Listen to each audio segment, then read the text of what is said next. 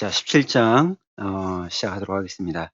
17장에서 기본적으로 다루고 있는 내용들은 RLC 회로와 공진이라고 이렇게 되어 있습니다. 그래서 이제 RLC 회로라고 하면은 우리가 앞에서 살펴봤던 R과 C 또 R과 L로 구성되어져 있는 그런 회로들이 하나의 회로에 이제 같이 들어가 있는 그런 형태의 회로들을 우리가 이제 RLC 회로로서 같이 이제 살펴보게 될 거고요.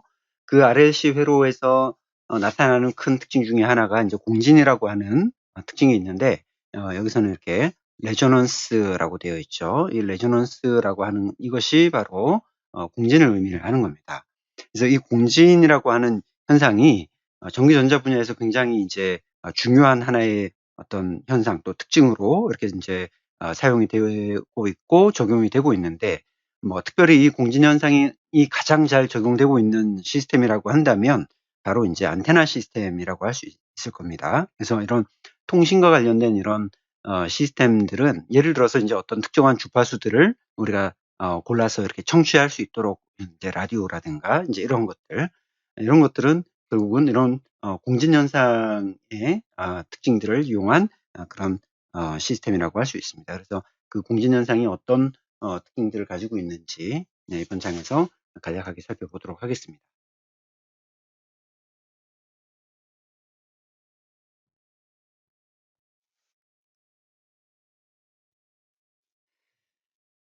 자, 첫 번째로는 이제 RLC 직렬 회로에서의 임피던스, 직렬 회로에서의 임피던스.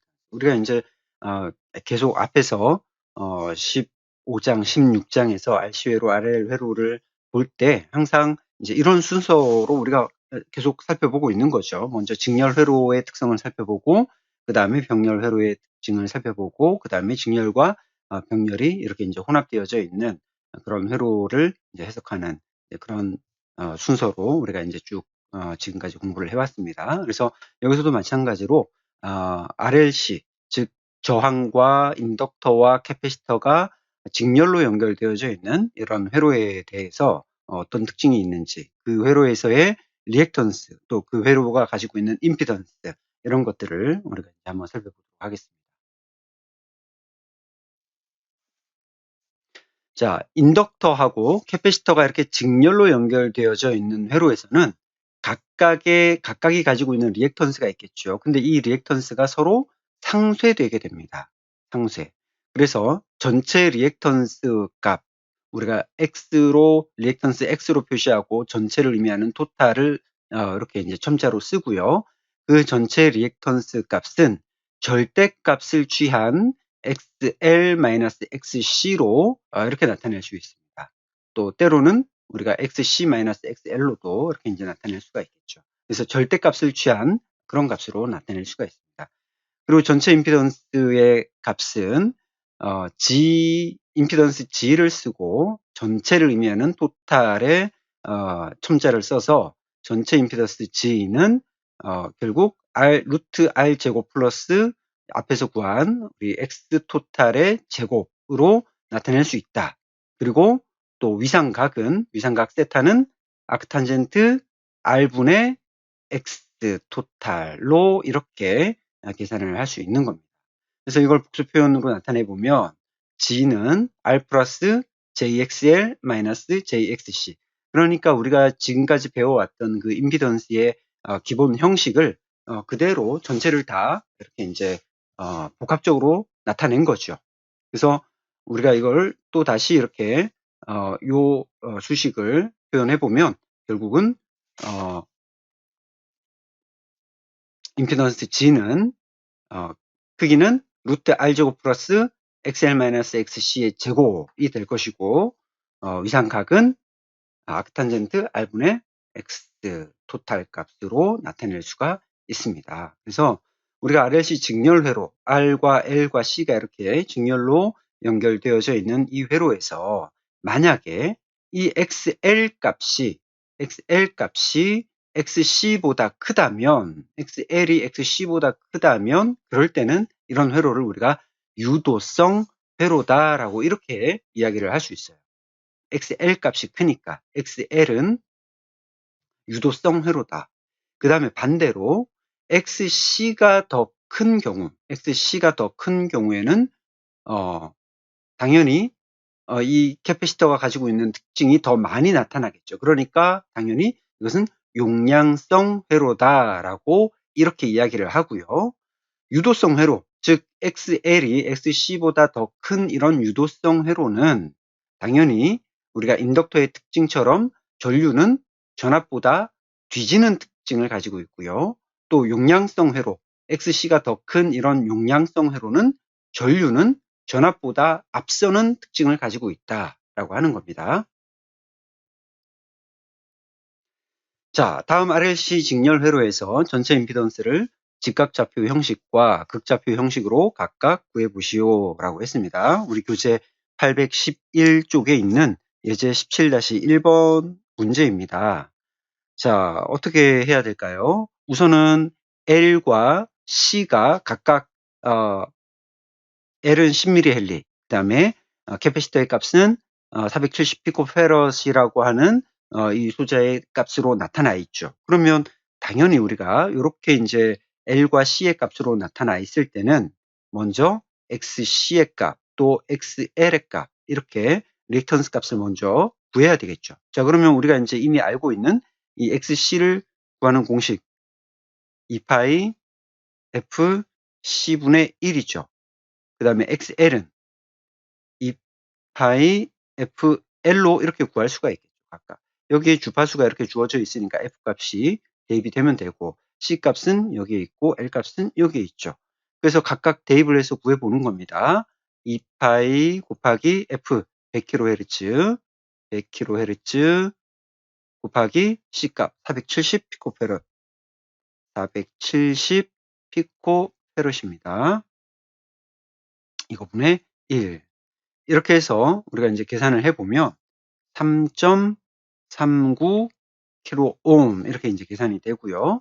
그 다음에 이것도 마찬가지로 그냥 다 대입을 해서 계산을 하면 됩니다. 2파이 곱하기 100kHz 곱하기 L값, L값 10mH, 10mH 계산을 해보면 6.28 킬로옴 이렇게 이제 계산이 됩니다. 자, 지금 보니까 이제 XL 값이 XC 값보다 더 크죠, 그죠? 그래서 이제 X 토탈 값은 우리가 절대값을 취하고 XL-XC를 통해서 이거 빼기 이거 해주면 되겠죠. 자, 그렇게 하면은 2.89 킬로옴이고요. 이렇게 XL 값이 크기 때문에 이런 회로를 우리가 이제 유도성 회로다, 이렇게 이야기를 해줄 수가 있는 겁니다. 자, 그럼 이제 이렇게 X 토탈 값이 구해졌기 때문에 우리가 이걸 이제 이 임피던스를 이제 직각좌표 형식으로 이제 표현을 한번 해보겠습니다. 직각좌표 형식으로. 자, 그러면 G는 R 플러스 JXL 마이너스 JXC로 이렇게 계산을 할 수가 있겠죠. 자, 그러면 여기다 각각 대입을 하는 겁니다. R 값은 여기 나와 있죠. 5.6K, 5.6 킬로옴 플러스 각각 J, XL 6.28 킬로옴 마이너스 J 3.39 킬로옴. 자, 실수부와 호수부 나눠서 각각 5.6 킬로옴 플러스 J 2.89 킬로옴으로 이렇게 직각좌표 형식으로 나타낼 수가 있고요. 이거를 이제 극좌표 형식으로, 자, 지금 우리가 이렇게 구한 거는 직각좌표 형식이죠. 직각좌표. 극좌표 형식으로 구해보면 G는 루트 R제곱 플러스 X 토탈의 제곱, 그 다음에 각은 아크탄젠트 R분의 X 토탈, 이렇게 우리가 대입을 할 수가 있습니다. 자, 그러면 이제 각각 값을 대입을 해보겠습니다. R제곱, R 5.6 킬로옴의 제곱 플러스 앞에서 구한 X 토탈 값 요 값이죠. 2.89km의 제곱 아크탄젠트 5.km분의 2.89k. 자, 이렇게 해서 계산을 해보면 6.30 크기는 27.3도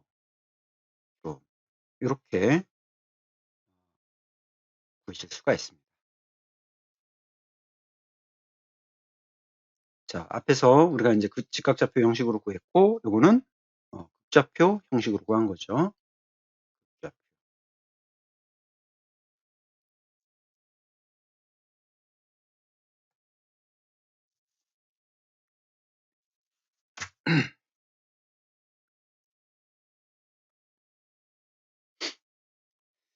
자, RLC 직렬 회로의 해석 부분인데, 용량성 리액턴스인 XC 같은 경우는 주파수에 반비례하고, 유도성 리액턴스 XL의 값은 주파수에 비례한다. 이거는 우리가 이미 앞에서 알고 있는 이 공식으로도 그냥 나올 수 있는 값이죠. 그죠? 2파이 FC분의 1, 그 다음에 XL은 2파이 FL로 이렇게, 공식이 주어지잖아요. 그러면 XL과 주파수의 그 비례와 반비례 관계를 바로 거기서 우리가 알 수 있죠. 그죠? 자, 용량성, 유도성, 리액턴스가 서로 결합이 되는 경우 주파수에 따라서 이제 어떤 성질이 나타나는지 그걸 한번 보자는 겁니다.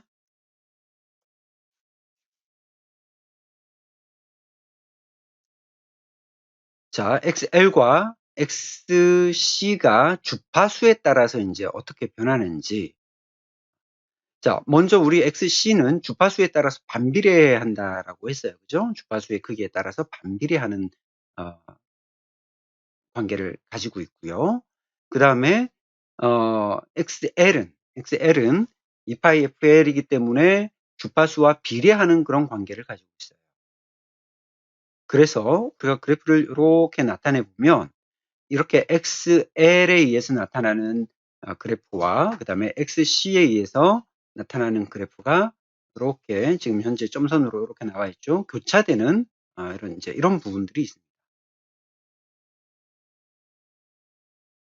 자, 그래서 이렇게 서로 교차되는 이 지점의 주파수 그리고 리액턴스의 크기, 즉 XC와 XL이 같아지는 이 부분이 바로 이것이 직렬 공진이라고 우리가 나타낼 수 있고 이 부분이 바로 공진 주파수가 되는 겁니다. 만약에 요 앞쪽 이렇게 두 개가 만나는 지점의 앞부분, 즉 이 지금 X축이 주파수축이니까 이 주파수가 더 낮은 영역에서는 공진주파수 아래, 이 공진주파수 요 영역 아래에서는 용량성이 지배적이다라고 하는 거죠. 용량성이 지배적이다. 용량성. 즉 XC의 값이 더 크다 이거죠. 그런데 이 공진주파수 오른쪽에서는 그 위에서는 유도성이 더 지배적이다. 유도성. 즉 XL 값이 XC 값보다 더 큰 겁니다. 이제 이런 특징들을 가지고 있어요. 그리고 공진 주파수에서는 저항성이다. 즉 무슨 얘기냐면 XL과 XC가 같기 때문에 두 개가 상쇄되기 때문에 남는 성질은 그냥 저항에 의한 저항성 회로가 남게 된다라고 하는 거죠. 자, 그러면 이제 우리가 이런 특징들을 가지고 예제 17-2에 있는 문제를 한번 보도록 하겠습니다. 여러 입력 주파수를 제시를 하고 있습니다. 지금 A는 1kHz, B는 2kHz, 그 다음에 C는 3.5, F는 5kHz 이렇게 이제 여러 개의 주파수, 4개의 주파수가 주어지고 있는데 이 서로 다른 입력 주파수에 대해서 회로의 임피던스를 극좌표 형식으로 한번 구해보고 그 크기와 위상각이 주파수에 따라서 이제 어떻게 변하는지를 한번 살펴보자 이제 하는 그런 문제입니다. 자, RCL 이렇게 이제 RLC 직렬 회로입니다. 직렬 회로이기 때문에 우리가 이 주파수의 값이 일단은 A 1kHz일 때부터 이제 한번 보겠습니다. 그러면 1kHz일 때 각각 XC 값과 XL 값을 구할 수가 있겠죠. 그죠? 그래서 XC의 값은 2파이 FC분의 1, 그 다음에 XL은 2파이 FL이라고 하는 이 공식으로 각각 대입해서 구해보는 겁니다. 구해보면은, 1kHz일 때, F가 1kHz일 때, 자, XC의 값은 7.23kΩ이 나오고요.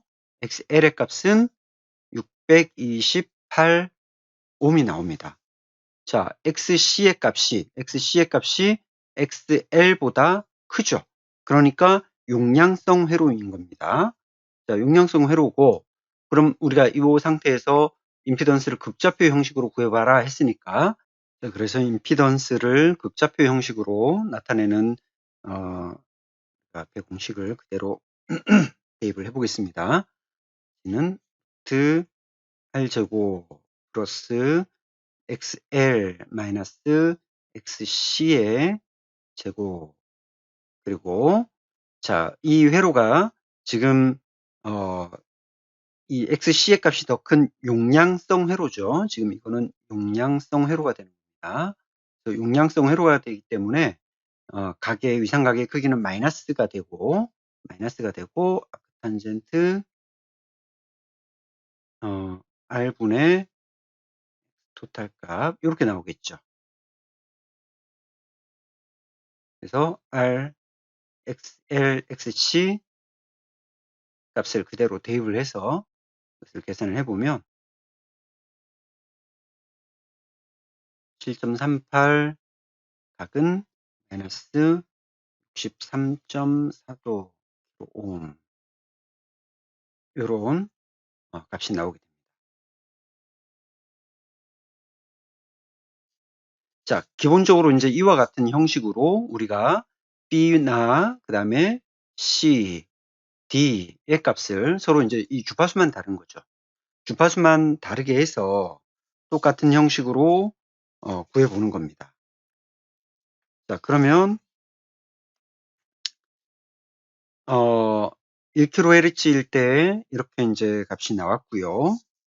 2kHz일 때 F가 2kHz일 때는 결과 값이 G는 4.06 마이너스 35.6kΩ 이렇게 나오고요. 그 다음에 F 값이 3.5kHz일 때는 G의 값이 3.3 kΩ에 2.26도 이렇게 나오고, 그 다음에 D, F 값이 5kHz일 때는 G의 값은 3.71, 은 27.6도. 자, 이렇게 결과가 나왔습니다. 그래서 이 결과를 보면은 주파수가 점점점 이렇게 1부터 이렇게 5km로 쭉 주파수가 증가할수록 회로가 용량성에서 유도성 회로로 변하는 거죠. 처음에는 이제 용량성 회로로 해서 이렇게 이제 마이너스 각이 나왔는데, 요 부분을 지나가니까 이제 유도성 회로로 지나가는 겁니다. 우리가 앞에서 그래프에서 봤던 것처럼 주파수의 값이 점점 증가할수록 유도성 회로로 변하는 것을 우리가 확인을 할 수가 있는 거죠.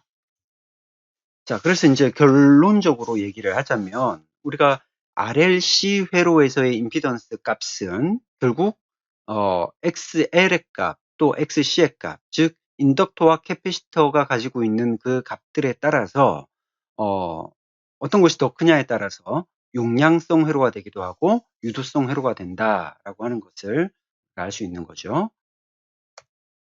자, 그래서 이제 우리가 회로를 볼 때 이렇게 직렬로 CL 이렇게 각각 RLC가 3개가 다 직렬로 연결되어 있는 이 회로에서는 우리가 실제로 이제 각 소자에 걸리는 전압을 이제 체크할 때 특별히 이제 이 캐패시터와 그 다음에 인덕터의 양단에 걸리는 그 전압 값을 가지고 우리가 보게 되면 C 혹은 L에 개별적으로 걸리는 전압보다 이 전체에 걸리는 전압이 개별적으로 걸리는 전압 중에 큰 값보다는 더 작게 나올 수밖에 없다. 즉 이 얘기가 나타내는 의미는 뭐냐면 결국 이 R과 이 C와 L의 값, 즉 XC와 XL에 따라서 결국 그 서로가 상쇄하는 그런 역할을 하게 된다라고 하는 거죠. 그래서 이것을 우리가 이제 그 위상의 변화를 이렇게 한번 그래프를 통해서 이제 보게 되면 여기에 있는 게 지금 이 인덕터 양단에 걸리는 전압의 변화가 이렇게 생기는 거고요. 그 다음에 요 밑에 있는 그래프는 캐패시터 양단에 걸리는 전압이 이렇게 변화되는 것을 보여주는데 서로의 위상은 서로 완전히 반대가 돼 있죠. 서로의 위상은 완전히 반대가 돼 있고 그렇기 때문에 이 두 개의 값이 서로 상쇄가 돼서 나타나는 값이 바로 여기에 있는 진하게 나타나 있는 이 그래프가 됩니다. 결국 요 그래프가 결국 요 L과 C 양단에서 측정한 전압값이 되는 거죠. 자, 인덕터와 다시 한번 정리하면 인덕터 전압과 캐패시터의 전압은 완전히 180도의 위상차가 나타나기 때문에 서로 180도의 위상차가 나타나기 때문에 서로 두 개의 값이 상쇄가 돼서 그 상쇄된 값으로 이제 최종적으로 그 C와 L 사이에 걸리는 전압이 만들어지게 된다라고 하는 겁니다.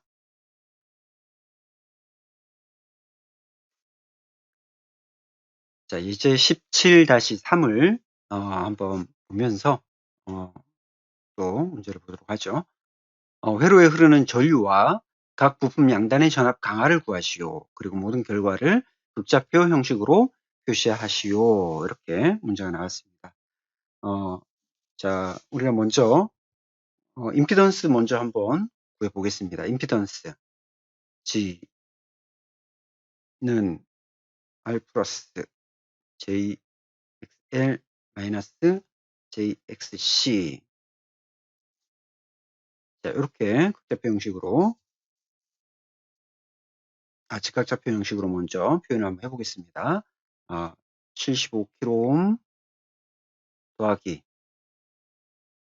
J 그대로 25kΩ 마이너스 J 60kΩ이죠. 계산해 보면 75kΩ 마이너스 5kΩ 이렇게 나타납니다. 이것을 이제 극좌표 형식으로 변환을 한번 해보겠습니다. G는 루트 R제곱 플러스 X 토탈의 제곱 그리고 마이너스 탄젠트 R분의 X 토탈값 이렇게 나타낼 수 있죠. 그죠? 네. 영향성 회로로 우리가 이제 볼 수 있는 겁니다. 자, 그래서 이거를 그대로 이제 값을 놓고 계산을 해보면 82.8에 마이너스 25도 이렇게 이런 값을 우리가 이제 계산을 해낼 수가 있습니다. 자, 그러면 이제 우리가 여기서 끝이 아니고 여기에 흐르는 전류, 회로에 흐르는 전류를 구하라고 했으니까 결국 I 값을 구해야 되겠죠. I 값. I 값은 우리가 이제 오음의 법칙 그대로 적용하는 겁니다. G분의 VS.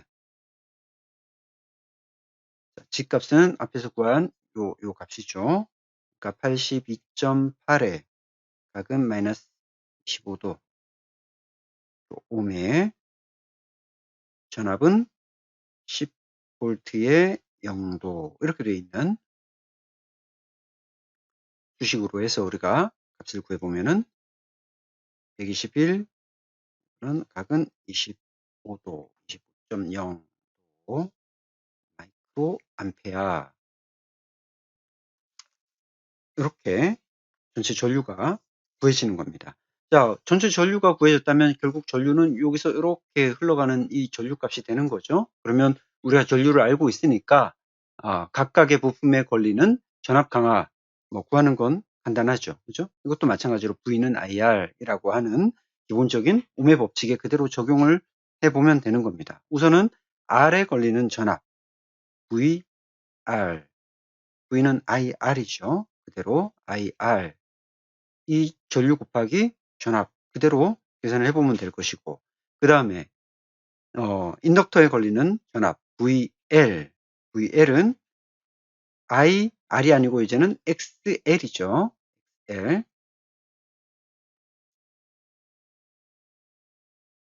자, 이것도 우리 요 XL 값 그대로 대입을 해보면 될 것이고, 그 다음에 캐패시터에 걸리는 전압 VC는 IXC가 되는 겁니다. 이렇게 하면 이제 우리가 각각 각 소자에 걸리는 전압 값들을 개별적으로 이렇게 다 구해낼 수가 있는 거죠.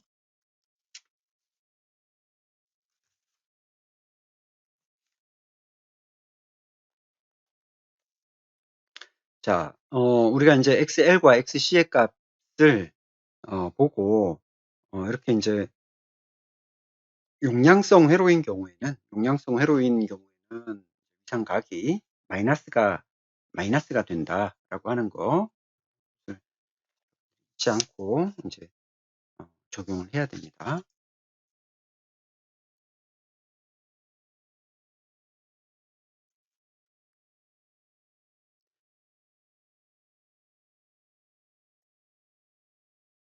자, 직렬공진 17장 3절 부분입니다. 직렬공진. RLC 직렬 회로에서 직렬 공진이라고 하는 것은 이렇게 XL의 값과 XC가 같을 때 이렇게 이제 발생한다라고 나와 있죠. 그래서 이렇게 공진이 일어나는 주파수를 공진 주파수라고 이렇게 이야기를 합니다. 그래서 레저넌트 프리퀀시라고 이렇게 이야기를 하고, 그 레저넌트의 R자를 따서 FR, R이라고 하는 소문자 첨자를 하나 써서 FR로 이렇게 이제 공진 주파수. 자, 이 공진 주파수에 대해서 특징들을 한번 보도록 하겠습니다. 자, 우리가 앞에서 봤던 것처럼 공진 주파수는 결국 XL과 XC가 같을 때 나타나는 주파수를 우리 공진 주파수라고 했습니다. 그렇기 때문에 XL 값과 XC의 값에 의해서 완전히 상쇄가 됩니다. 서로 완전히 상쇄가 되죠. 왜냐하면 우리가 앞에서 그래프에서 봤던 것처럼 캐패시터에 걸리는 전압 그리고 인덕터에 걸리는 그 전압의 위상을 보면은 위상이 완전히 180도 반대이기 때문에 이제 완전히 상쇄가 되는 겁니다. 그렇기 때문에 용량성 또는 유도성의 어떤 성질들이 모두 없어지고 순수하게 저항성 회로가 되는 거죠. 저항성 회로. 즉 처음에 이렇게 LC가 있는 이 회로에서 XL과 XC가 이렇게 같은 경우에는 이 두 개가 상쇄가 돼서 결국 등가적으로 봤을 때는 R만 남는, 즉 G라고 하는 임피던스가 결국 R과 같아지는 이런 회로로 볼 수 있게 되는 겁니다. 자, 이게 인덕터에서 나타나는 전압의 위상, 그리고 지금 나타난 게 캐패시터에서 나타나는 위상, 두 개의 값이 같을 때는 결국 상쇄가 돼서 순수하게 저항성 회로로 성질을 가지게 된다라고 할 수 있습니다.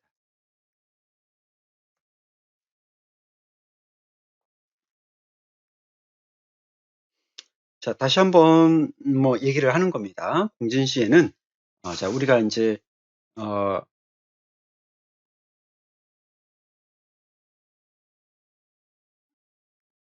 캐패시터 양단에 걸리는 전압, 그리고 인덕터 양단에 걸리는 전압, 그 전압값이 우리가 위상으로 봤을 때 완전히 서로 180도 다르게 나타나게 되겠죠. 그렇기 때문에 그 위상차가 서로 180도이기 때문에 서로의 값이 서로 상쇄가 돼서 없어진다. 즉 x 토탈 값이 0이 된다라고 이렇게 이제 볼 수 있는 겁니다.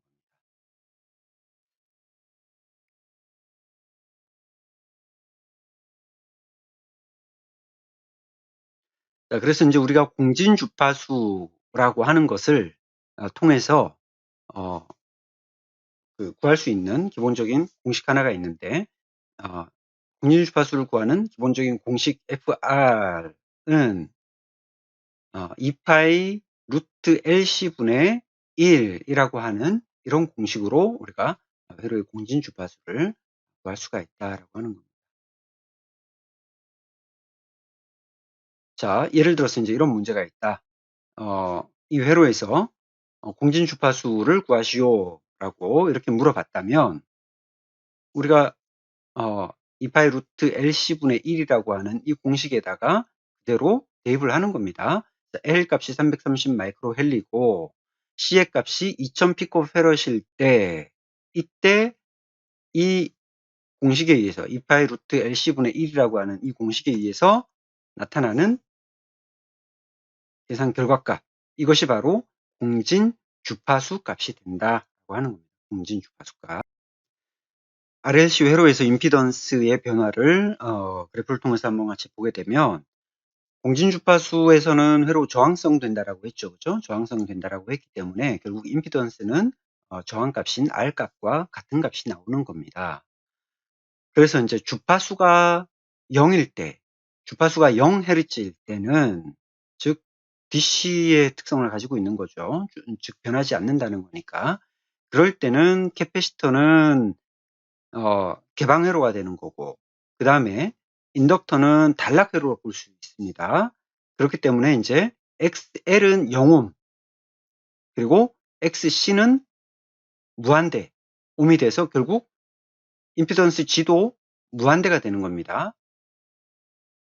자, 우리가 여기서 본다면, 요 지금 빨간색 그래프가 이제 G라고 하는 그래프죠. 그래서, 이렇게 이제 주파수가 0이 됐을 때는, 임피던스의 값도 이제 무한대가 되는 겁니다.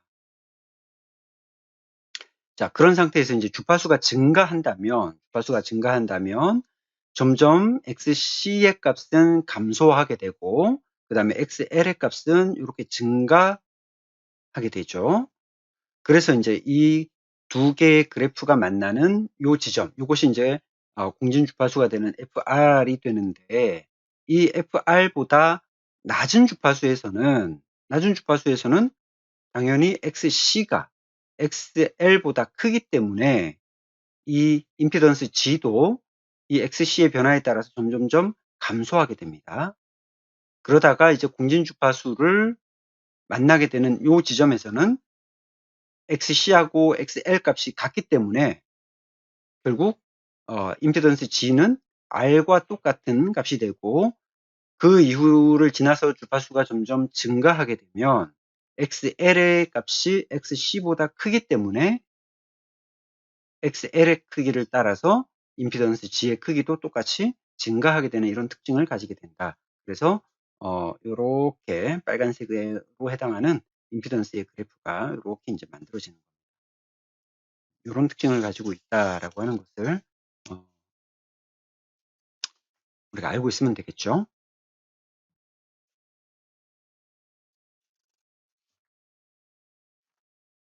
자, 세 주파수에서 임피던스의 크기를 구해봐라 라고 했습니다. 첫 번째는 A는 공진주파수 FR의 값을 찾는 거고요. 그 다음에 두 번째 B는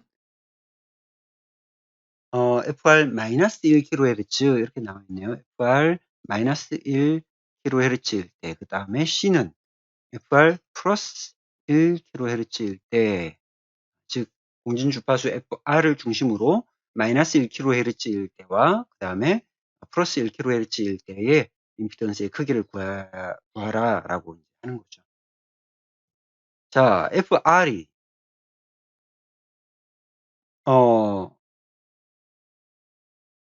즉 FR 공진 주파수일 때, 공진 주파수일 때는 임피던스가 어떻게 되겠습니까? 그때는 G는 R하고 같은 값이 되겠죠. 그죠? 그래서 이 값이 그대로 100ohm으로 구해지게 됩니다.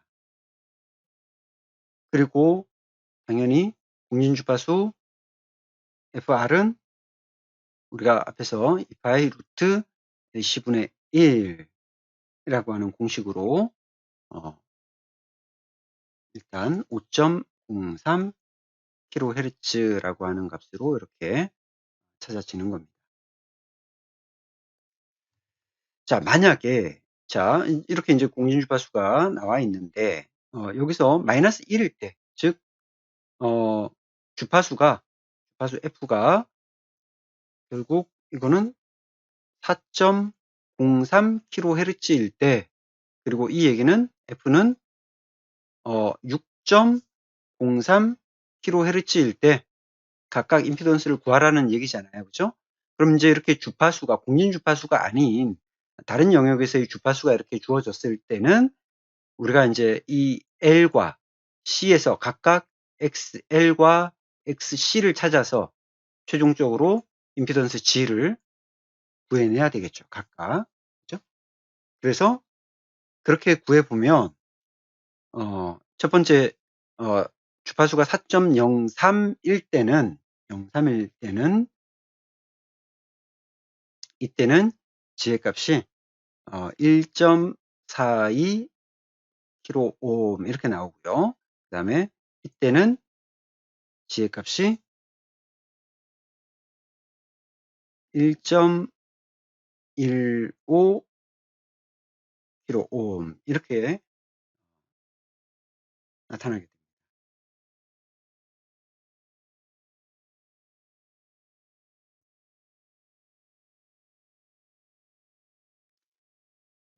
자, 기본적으로 우리가 앞에서 했던 내용을 다시 한번 정리하면 공진 주파수가 되는 것이 어떤 결과를 가지고 오게 된다. 결국 XC와 XR의 값이 상쇄되기 때문에 회로에는 오로지 저항의 성분만 남는, 그래서 임피던스의 크기와 저항이 같다라고 이렇게 우리가 이제 보고 회로를 해석할 수 있고, 그 다음에 공진 주파수를 구하는 공식은 기본적으로 이런 공식으로서 우리가 공진 주파수를 할 수 있다라고 하는 것을 여러분들이 기억하시면 되겠습니다.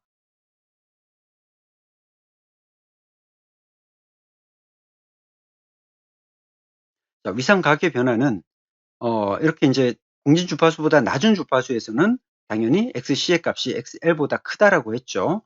그러니까 XC가 더 큰 이런 용량성 회로에서는 당연히 전류가 전압보다 앞서는 거죠. 전류가 전압보다 앞서는 겁니다. 그리고 공진 주파수인 경우, 즉 XC와 XL의 값이 같은 경우는 위상각은 0이 될 것이고요. 그 다음에 공진 주파수보다 높은 주파수, 즉 XL이 XC보다 더 큰 경우에는 그런 유도성 회로가 되기 때문에 그런 경우에는 전류가 전압보다 뒤지는 그런 회로가 나타나게 됩니다.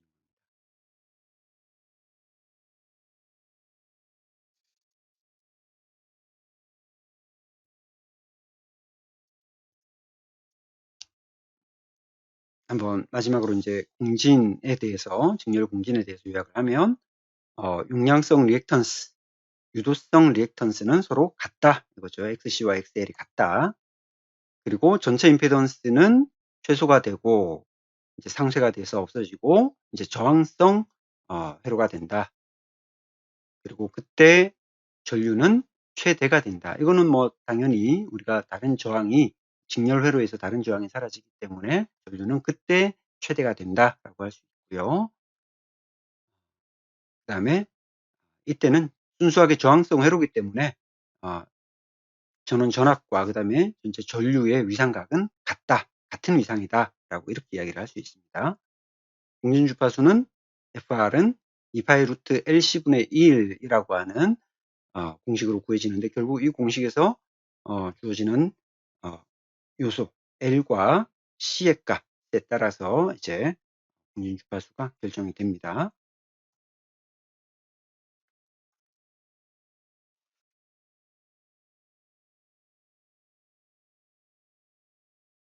자, 교재 824페이지에 있는 병렬 RLC 회로를 한번 보도록 하겠습니다.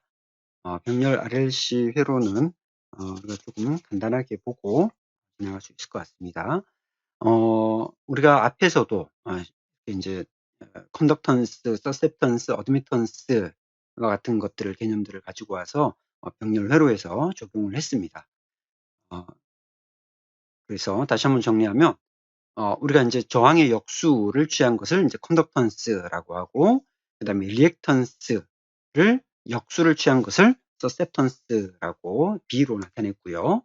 그 다음에 임피던스의 역수로서 어드미턴스를 나타냈습니다. 그래서 이것들을 활용을 해서 우리가 이제 병렬 회로에 적용을 할 수가 있는데, 일단은 전체 서셉턴스라고 하는 것은 이렇게 절대값을 취해서 BL-BC로 B 토탈 값을 우리가 구할 수가 있고요. 이것이 이제 전체 서셉턴스가 되는 것이고요.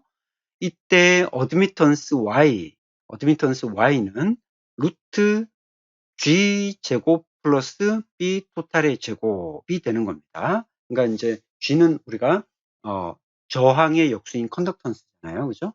그래서 그 G 제곱 플러스 B 토탈의 제곱 이렇게 이제 구할 수가 있고, 그 다음에 임피던스는 어드미턴스의 역수기 때문에 G 토탈 값은 결국 Y분의 1, 즉 Y를 역수를 취하면 그것이 G 토탈 값이다. 그리고 위상각은 세타는 아크탄젠트 G분의 B 토탈이다 라고 이렇게 나타낼 수가 있습니다. 그래서 우리가 이제 이것을 나타내는 이런 기본적인 이 공식들은 앞에 있는 저항의 역수, 또 리액턴스의 역수가 서셉턴스다. 그 다음에 임피던스의 역수가 어드미턴스다. 이런 관계를 우리가 알고 있다면 직렬 회로에서 했던 그 공식을 그대로 이제 역으로 취해서 나타낼 수가 있는 거죠.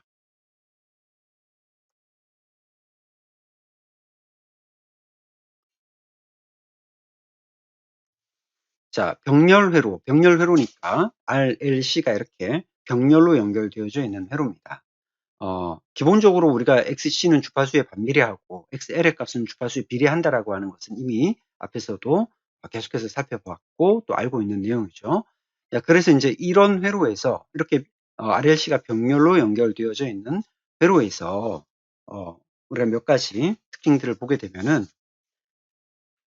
공진주파수보다 낮은 주파수 영역에서 공진주파수보다 낮은 주파수 영역에서는 RLC 병렬 회로의 XL 값이 XC보다 작다. 그래서 회로는 유도성이다.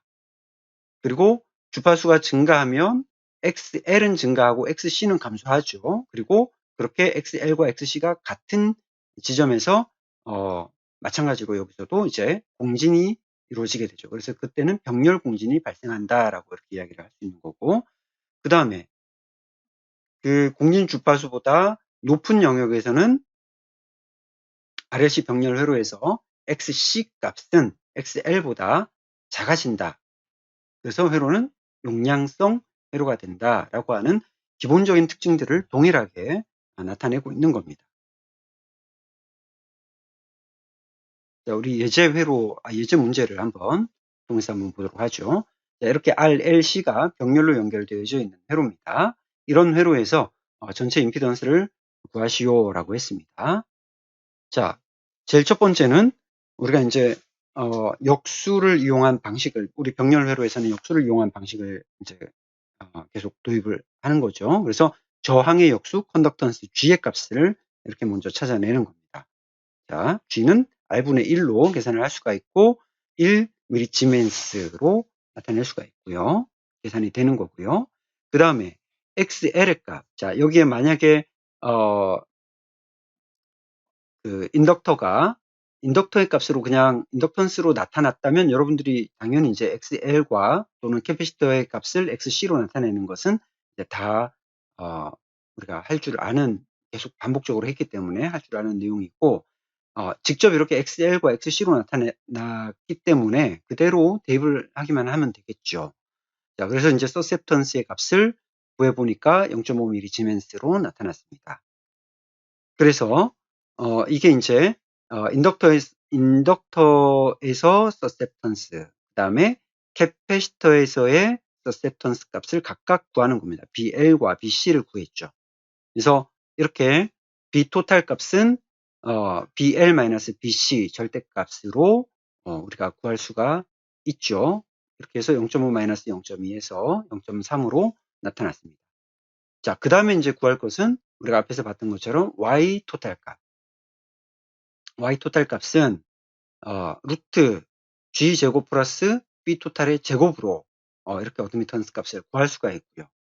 계산해 보면 1.13mm 지멘스로 나타났습니다. 그래서 최종적으로 임피던스 G는 어드미턴스의 역수로 계산을 해보면 1.13mm 지멘스 분의 1이 되는 거고, 이 값을 계산을 해보면 881, 그리고 단위는 다시 ohm으로 임피던스의 단위로 이렇게 바뀐 것을 볼 수가 있죠. 우리가 병렬 회로에서는 이렇게 각각이 가지고 있는 값들을 이렇게 역수를 취한 값으로 해서 구하면 쉽게 구해줄 수 있다라고 하는 것을 기본적으로 여러분들이 이해를 하고 있으면 됩니다.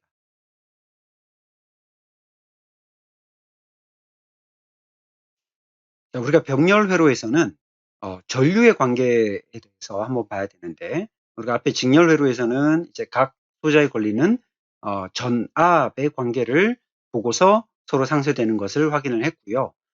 병렬 회로에서는 결국 전류가 이렇게 분기가 되기 때문에 그 전류의 특징이 어떻게 나타나는지를 통해서 보는 겁니다.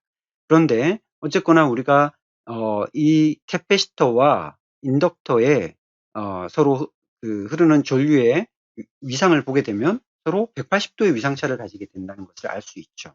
그렇기 때문에 이것이 서로 상쇄가 되는 그런 효과를 가지게 됩니다. 앞에서 봤던 직렬 회로에서는 전압의 위상이 결국 크기가 상쇄되는 것을 우리가 확인을 했고, 병렬 회로에서는 전류의 크기가 서로 이렇게 상쇄되는 것을 확인을 할 수가 있죠.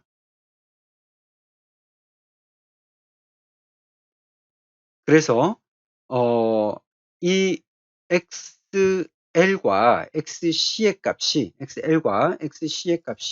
같은 경우에는 마찬가지로 여기서도 상쇄가 된다. 상쇄가 돼서 없어지고 오직 저항의 성분만 남는 이제 그런 결과를 가져오게 된다라고 하는 것을 이제 알 수 있는 거고요. 이것을 이제 전류 페이저로 나타내도 마찬가지입니다. 그러니까 전류 페이저로 캐패시터와 인덕터의 그 위상의 관계가 각각 90도, 90도 해서 전체 180도의 위상의 차이가 생기게 되는 거죠. 그래서 전체 전류의 값은 루트 IR의 제곱 플러스 IC-IL의 제곱으로도 이렇게 나타낼 수가 있는 거고요. 위상각 세타는 아크탄젠트 IR분의 ICL로 나타낼 수가 있는 거예요. 예를 들어서 IR, 즉 저항에 흐르는 전류가 10mA하고 캐패시터에 흐르는 전류가 15mA하고 인덕터에 흐르는 전류가 5mA일 때 전체 전류 값을 구하시오라고 하면 우리가 전체 전류를 구하는 이 기본 공식에 대입을 해서 전체 전류 값과 또 위상값까지도 이제 구할 수가 있는 겁니다.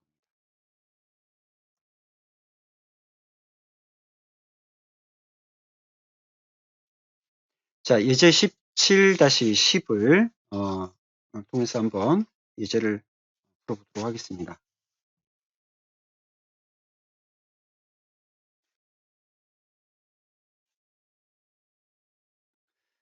이 회로에서 각 부분에 흐르는 전류와 전체 전류를 각각 구하시오라고 했습니다.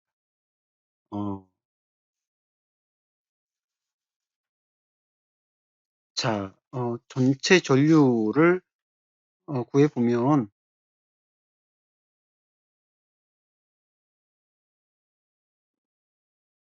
우리 기본적으로 I는 R분의 V, 그죠?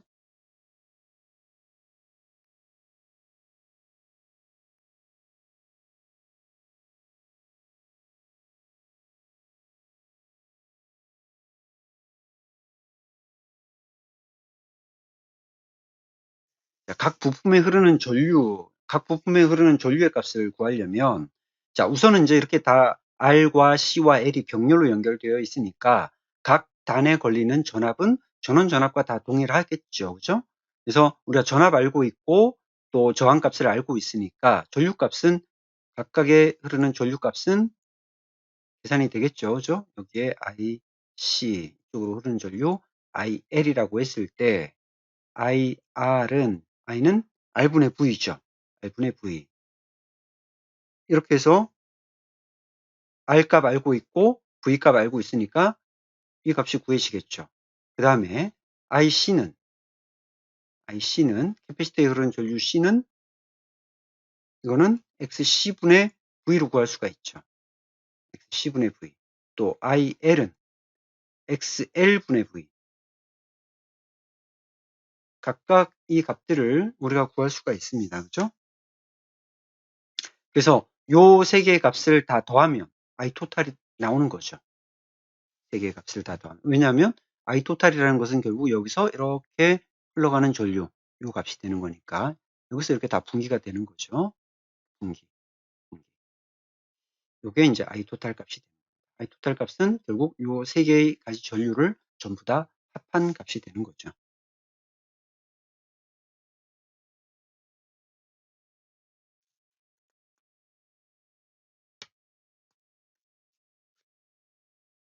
자, 그래서 이제 이걸 우리가 극좌표 형식으로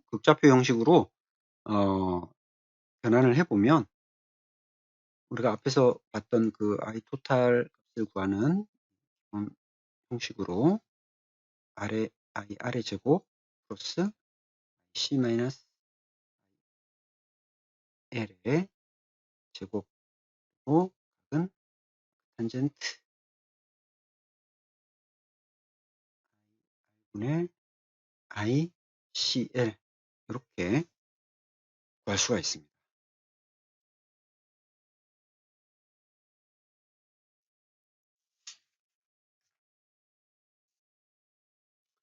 자, 병렬공진도 자, 병렬공진은 앞에서 봤던 직렬공진과 마찬가지로 여기서도 XL의 값과 XC의 값이 이렇게 같을 때 일어나는 겁니다. 그리고 이때를 공진주파수라고 이렇게 이야기를 하죠. 그래서 XL과 XC가 같을 때는 캐패시터에 흐르는 전류, 그 다음에 인덕터에 흐르는 전류 크기가 같고 위상이 서로 반대이기 때문에 서로 상쇄가 되는 겁니다. 그리고 결과적으로 순수한 저항성 회로로 남는 거죠. 자, 병렬공진 시에는 전체 전류가 0이 되기 때문에 LC 회로, 그죠? 딱 LC가 있는 그 부분에서의 회로의 임피던스는 무한대가 되는 겁니다. 즉 없어지는 거죠.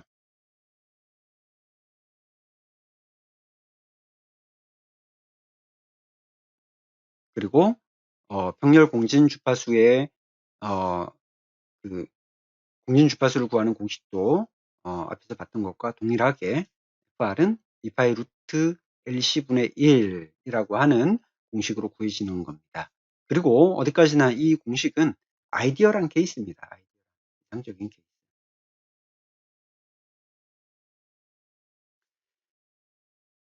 자, 예를 들어서 뭐 이런 회로가 주어지고 각각 R, L, C의 값이 이렇게 주어졌을 때 여기서 공진 주파수를 구하시오 하면은 이 공식에 그대로 계산을 해보면 49.8kHz라는 공진 주파수의 값이 나오게 되죠.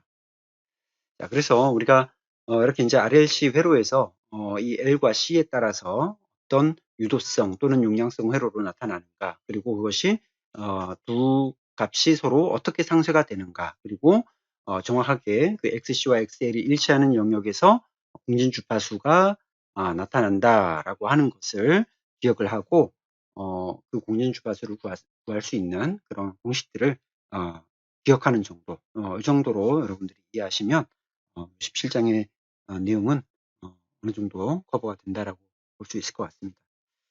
일단 이론적인 내용은 여기서 마치도록 하겠습니다.